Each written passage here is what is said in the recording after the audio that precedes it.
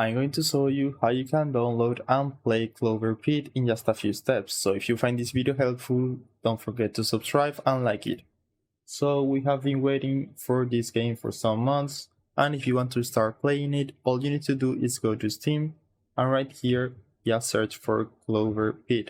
So click right there and scroll down. We can see the release date, it just released today, and we can get CloverPit, or we can even get this bundle to buy Palatro as well.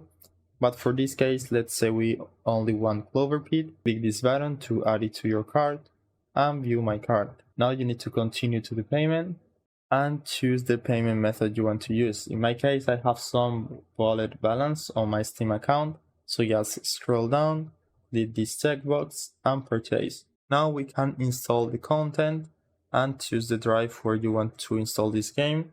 Click on install, and if we click the download button right here at the bottom, we can see some details about the download. The size of this game is very small, so it will only take a few seconds.